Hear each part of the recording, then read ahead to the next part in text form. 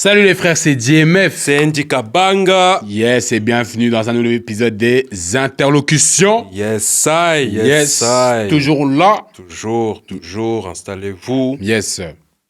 Comment tu vas? Ça va, hein? Quotidien. Boulot. Métro. Dodo. Le quotidien, Le c'est quotidien. ça. Mais c'est pas grave, on va casser le quotidien aujourd'hui. Ah ouais. On va casser le quotidien aujourd'hui. Parce qu'on va parler d'un truc. Enfin, du moins, je voulais apporter ce sujet. Ouais. Je voulais avoir ton avis dessus. Moi, ce que j'appelle le marché de la nostalgie. Le marché de la nostalgie. Le marché de la nostalgie. Ok, là, Parce que... dis-moi. Non, vas-y. Là. Non, parce qu'on est devenu la génération nostalgique. Ce que je veux dire par là. 90, voilà, allez, années 90, donc 90, on va dire 90, 99, on est devenu la génération nostalgique. Dans le sens où les artistes avec lesquels on a grandi, on vieillit. Ouais. Les artistes avec lesquels on a grandi ne tournent plus, ou très peu. Très peu. C'est rare, effectivement. C'est plus l'exception que la norme, tu vois. Les albums sur lesquels on a grandi nous manquent. Cette nostalgie-là, ces souvenirs liés à ces albums, ces souvenirs liés à les souvenirs musicaux, nous manquent. Parce qu'on retrouve pas, on est un peu perdu. On retrouve pas forcément ce qu'on a pu découvrir. On ne retrouve pas forcément ce qu'on a pu vivre. On retrouve pas ça actuellement. Ouais. Donc on essaie de temps en temps de combler des trous, etc. Ok. Là vient le marché de la nostalgie. Ces artistes-là sont au courant. Donc, de temps en temps, ils annoncent une tournée, un concert, tu vois, une participation à un festival. Et qu'est-ce qu'on voit? Ça se vend. Ça fonctionne. Ça se vend. Non, ça se vend. Mais c'est vrai que j'ai l'impression que c'est depuis Covid, en vrai. Non, pour moi, c'est depuis la nuit des temps. Parce que nous, on dit ça par rapport à notre génération. Mais quand tu boules, NTM, ils ont toujours tourné. Ils ont toujours fait des tournées sur les mêmes albums. Ils n'ont pas sorti de nouvel album. Enfin, si, vite fait. Si. Ouais, allez, disons IAM. Non, mais bien. Disons IAM. Ok. Ils ont toujours tourné. Ils tournent encore. Enfin, ils font pas des grosses tournées, mais de temps en temps, il y a des concerts, il y a il y a des participations à quelques festivals, etc. Ça tourne. Un exemple, Carrie, par exemple, Lauryn du coup. Ouais. Après, Lauryn, c'est quand même C'était un peu différent. C'est un peu différent. Ouais, c'est un peu différent, ouais. Pour vraiment mettre en valeur ce que tu dis, moi, je dirais 50 Cent. 50 Cent, je crois, ça fait Exemple parfait. 2-3 ans, le book, il revient tout le temps au Sport Palace. Exemple parfait. Forêt nationale. Exemple parfait. Il est parti à Afro Nation. Apparemment, c'était un des meilleurs sets d'Afro Nation. Ouais. Mais vraiment pour mettre en exergue ce que tu viens de dire. En quoi? Mettre en exergue. Comment on met? Hey, ce que tu viens de dire. you better say that, ouais. Ouais. Comment? Loba. Mettre en exergue ce que tu viens de dire. Puis-je avoir la définition, s'il vous plaît? Mettre en exergue, ça veut dire mettre en évidence, mettre en exemple. Mamie. Vous voyez, lui. Mamie. Voilà. C'est comme ça. Quand on sait, on dit. Mais donc, du coup, vraiment, pour mettre en exemple, pardon, ce que tu dis, franchement, 50 Cent, ça fait, comme j'ai dit, 2-3 ans qu'il fait que des tournées, que ça. Et c'est vraiment cette nostalgie. En fait, c'est vraiment ça. Il vend cette nostalgie. Bien sûr. À travers ses concerts. Bien sûr. Encore très récemment, un Singila. Mais il y en a, et je pense qu'ils le savent. C'est des artistes, il y a un business derrière. C'est ça. Ils le savent. Janet Jackson a annoncé un concert à Paris. Usher. Janet Jackson a annoncé un concert à Paris. Janet Jackson a annoncé un concert à Paris. Mais non. Je t'ai dit. Together Two Again. Donc vraiment son album phare, Together Two Again. Ah! Ouais, pour te dire. Non, ça c'est feu, ça. On est d'accord. Ça c'est feu, ça. D'accord. Singela, tu disais Usher. Non, mais Usher, ok, je veux bien, mais moi, ça reste le plus grand des connards. Parce que lui, ok, il marché profite. de la nostalgie. Marché de la nostalgie. C'était sold out ou pas? La nostalgie, elle n'est pas si lointaine. C'était sold out. Ouais, mais Joe, la nostalgie. C'était sold out ou pas? C'était 400 balles. C'était en haut. C'était sold out ou pas? C'était sold out. Mais est-ce que la nostalgie a ce prix-là? Joe, c'était sold out ou pas? Non, la nostalgie non, peut-être que ça, nostalgie n'a pas notre prix. N'a pas notre prix. C'est clairement ça. Ouais, peut-être. Ouais. Ils sont beaux casse, nigga.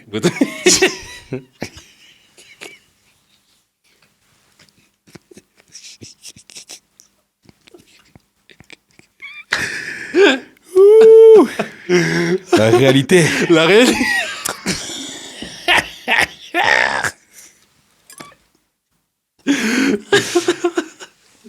Ouais, quand tu regardes le sol, il y a ce petit moment de réalité là qui te dit ça fait mal. Non, c'est dur. Il y a du taf. C'est dur. Il y a du taf. Il y a du boulot. Il y a du boulot. Parce que le jour où tu pourras payer 400 balles de place de concert sans penser aux factures, là tu dis ok. Ouais. Non, mais c'est vrai, la nostalgie, elle se vend à travers ça. Ouais. Elle se vend à travers ça. À défaut de, comme tu dis, en fait, c'est vraiment ça, à défaut de ne pas avoir ce qui nous manque, de chercher ce qu'on veut retrouver. Ouais. C'est clair que le filon, il est là. Et pour moi, il n'y a même pas une période, en fait, parce que c'est un peu un marché ouvert. Dans le sens où il n'y a pas une période délimitée pour te dire « Ah non, mais je dois peut-être avoir autant d'années d'expérience. » Non. Voilà que maintenant, Niska, il fait un concert. Commando. Spécial Commando. Mais pour moi, ça va rester un concert de Niska. Non. Si. Franchement, non, parce que si dans la promotion, il y a une intention de promouvoir le concert spécial Commando, les gens vont dire « Ah non, Commando, c'est Commando Niska. » Non, je suis d'accord, mais moi, je trouve que il y a une certaine limite dans le sens où vas-y, c'était il y a 5-6 ans. Non, parce que la nostalgie, elle peut même être là depuis un an. Non. Non, peut-être pas un an. Non, ouais, parce que ça se voyait que tu ne croyais pas ce que tu disais. Non, mais je veux dire 5 ans. C'est ça que je dis, c'est que pour moi, je parle pour moi, ouais. Il n'y a pas une durée limitée dans le temps, dans le sens où... Tu commences à te déconner, Masta. Ah, mais... La réalité. Non, parce qu'on a besoin de vacances. On a besoin de vacances. On bosse trop. Non, je disais, il n'y a pas une durée limitée dans le temps. Ouais. Un Franglish, par exemple, qui a sorti Monsieur il y a 5 ans, il y a déjà une nostalgie qui est déjà créée à ce moment-là. Non. Si. Non. Si. Il a fait un concert à la Cigale, spécial Monsieur, pour une commémoration de l'album. C'est qu'il y a une nostalgie qui est créée. Le concert était sold out. Mais parce que ça reste... Franglish, il tourne toute l'année. Il est actif toute l'année. Regarde le nombre de... Mis à part ses albums, regarde le nombre de featuring sur lesquels Franglish, il est dessus sur une année. Le Joe, il est partout.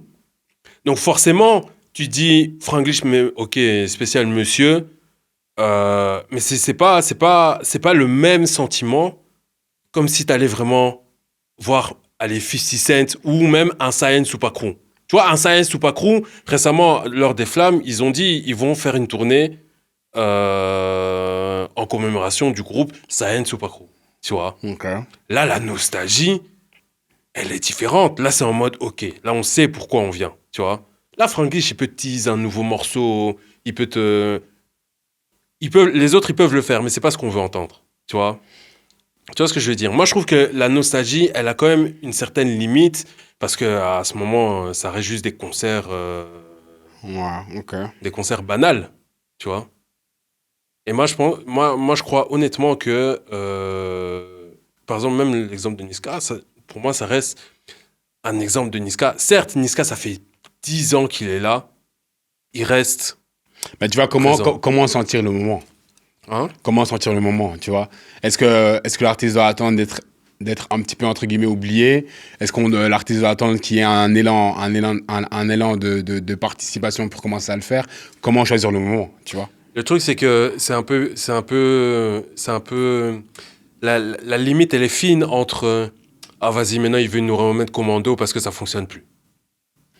Tu vois? Je sais pas si les gens pensent comme ça. Le public francophone a tendance à penser comme ça, tu vois. Ok. Et donc je disais, entre la limite, ouais, non, vas-y, il veut nous mettre ce concert commando parce qu'en ce moment, ça vend plus trop, donc il veut nous faire nan.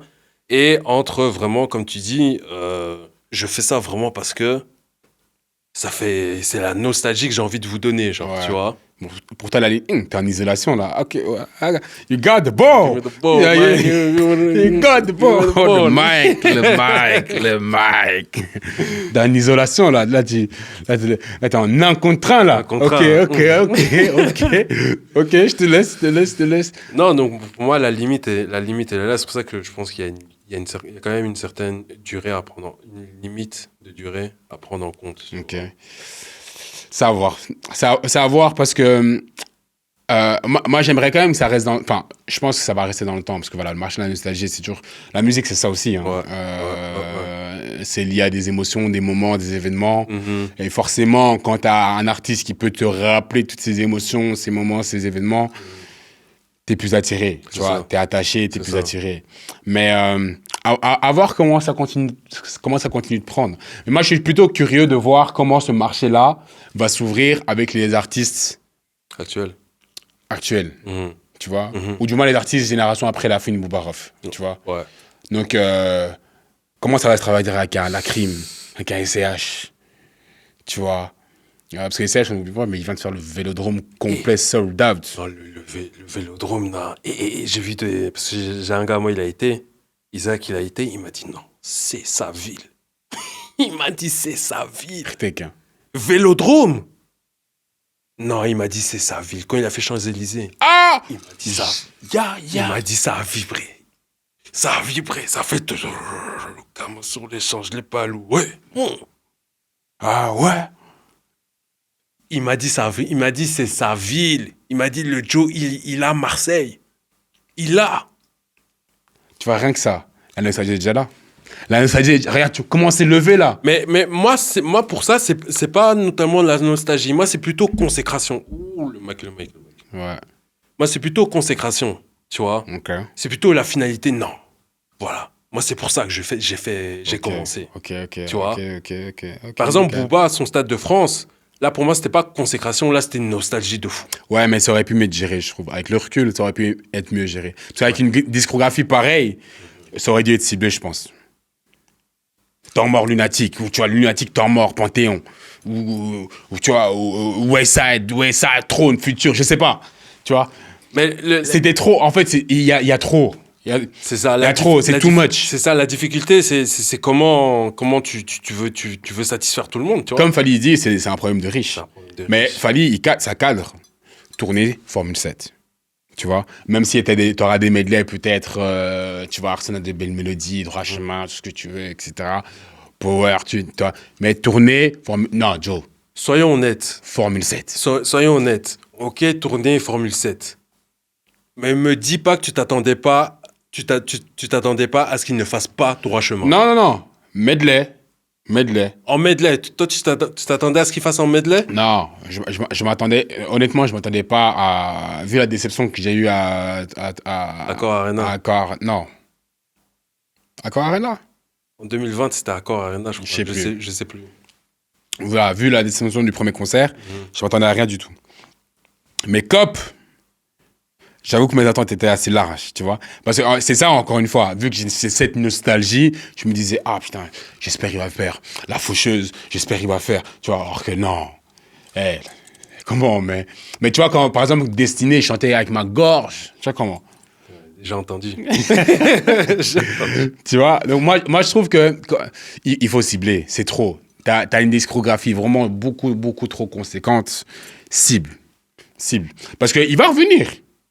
Il va revenir. Cop va revenir. C'était pas son dernier concert. Stade de France, là. Ouais. C'était pas son dernier concert. À Kozonga. C'est pas son dernier concert. Moi, je suis d'accord avec toi. Je suis d'accord qu'il faut cibler, c'est vrai. Mais t'as un artiste actif toute l'année. Il te dit, ouais, voilà, concert, on fait ci, on fait ça, pour cet album-là. moi, automatiquement, je me dis, il va pas que faire cet album-là. Impossible. Non, bien sûr, on est d'accord. Mais tu te dis pas qu'il va te faire 4 morceaux du premier album ou 5 morceaux. 5 morceaux, c'est 5 morceaux sur une scène. C'est énorme. Non, c'est énorme. C'est énorme. C'est pour ça que je rejoins sur ta façon de cibler les choses. Tu vois. Okay. Par exemple, Fally, son premier concert, c'était ciblé en mode, non, première fois que je performe solo, du moins à Paris dans une grande salle. Tu vois. Ouais, mais c'était plus ciblé public francophone. C'était pas ciblé vraiment public fan de la rumba. Ah, tu vas voir Fally, t'es fan de la rumba. Non.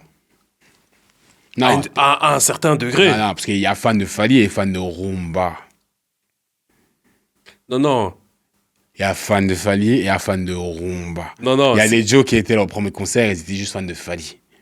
Ils étaient fans de Kiname, là, Soki Kiname, là, tu vois, ils étaient fans de Contrôle, ils étaient fans de ça. Mais ces mêmes fans-là, ils étaient là au concert de Paris et Bruxelles de cette année? Je sais pas. Si. Bruxelles, je peux te dire qu'ils étaient pas là. Non, Bruxelles, ils étaient pas là. Bruxelles, ils étaient pas là. Bruxelles, ils étaient pas là. Bruxelles, ils étaient pas là. C'était quelque chose de différent.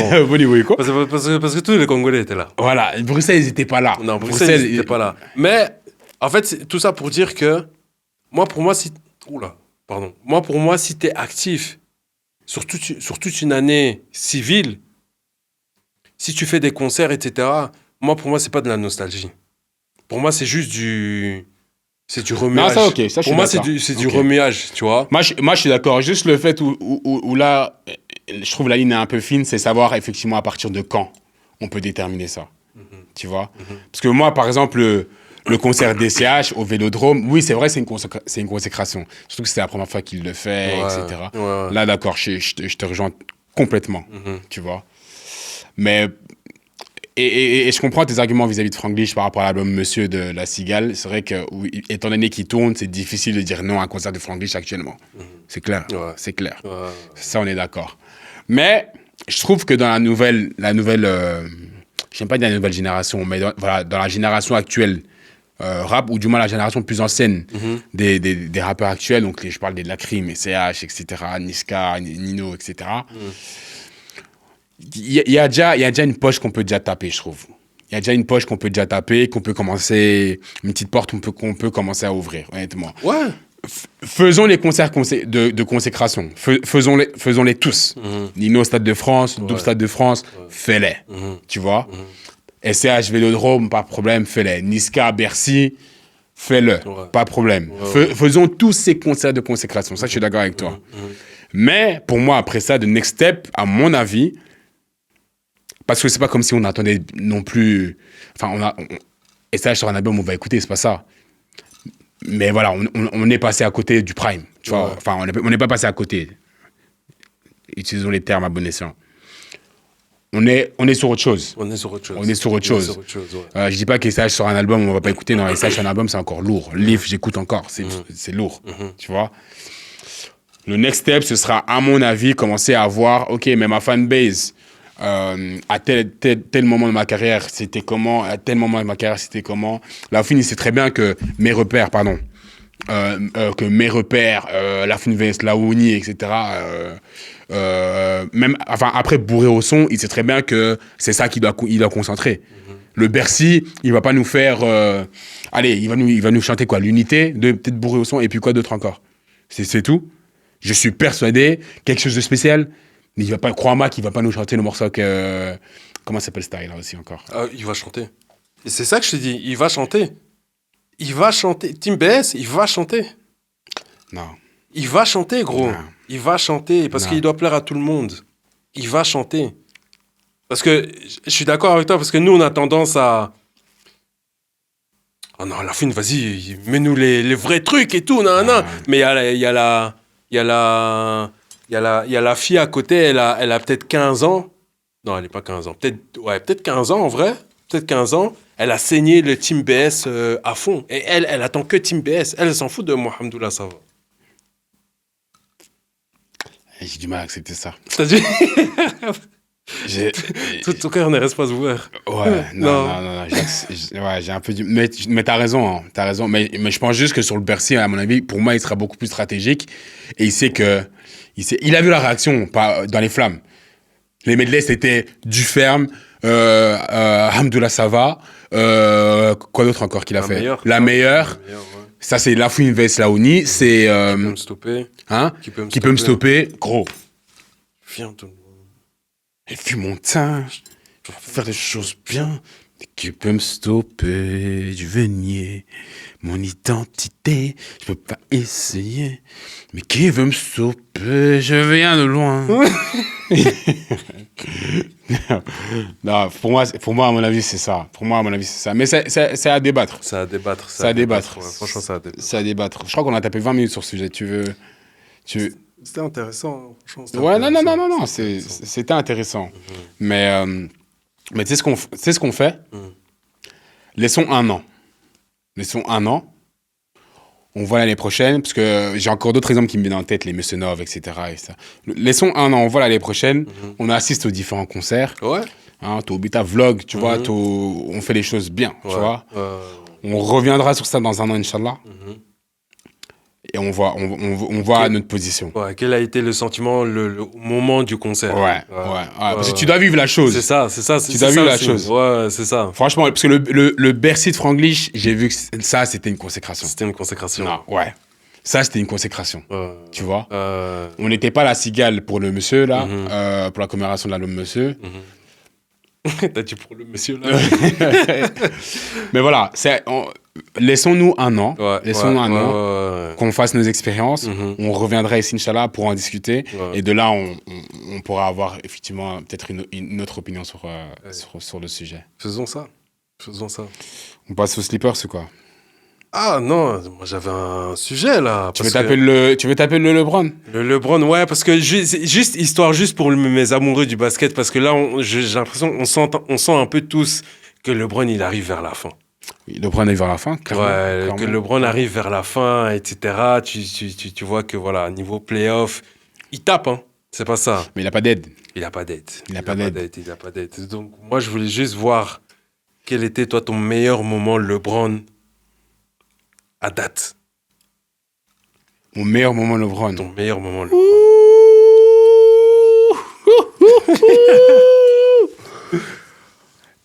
Déjà, il faut savoir que moi, je suis un fan des Miami Heat.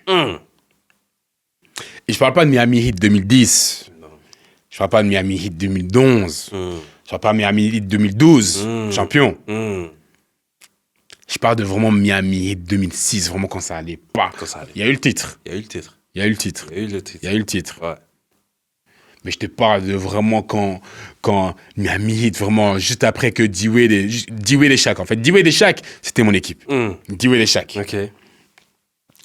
Avec les Alonso Morning et tout.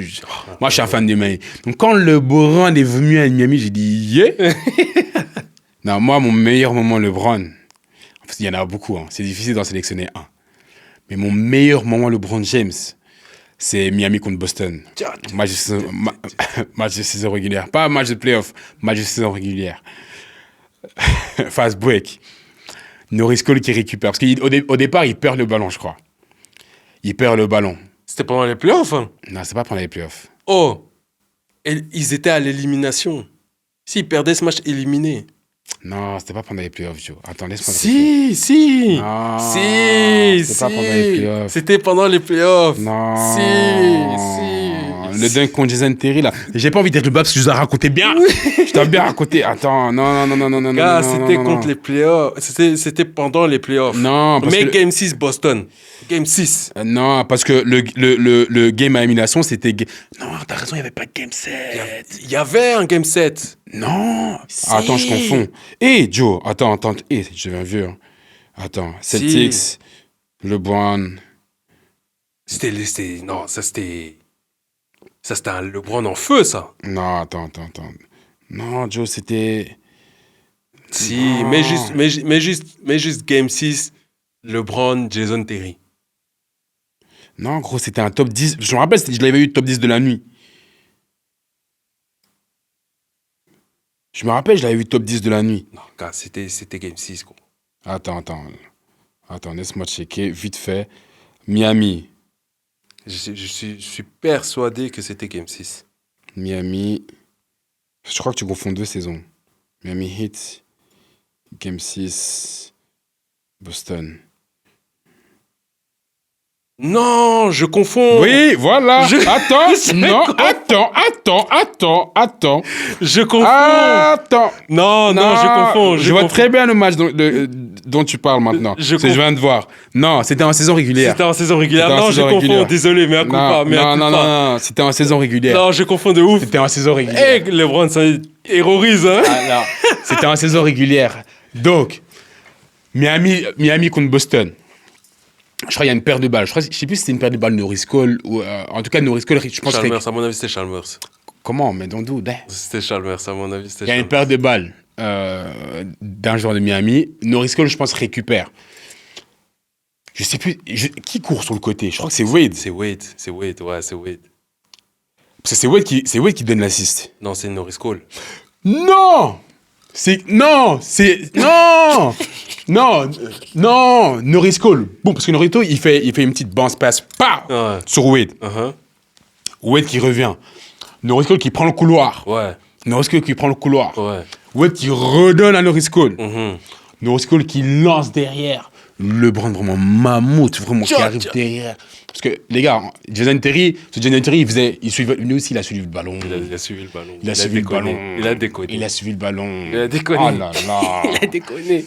LeBron qui arrive derrière.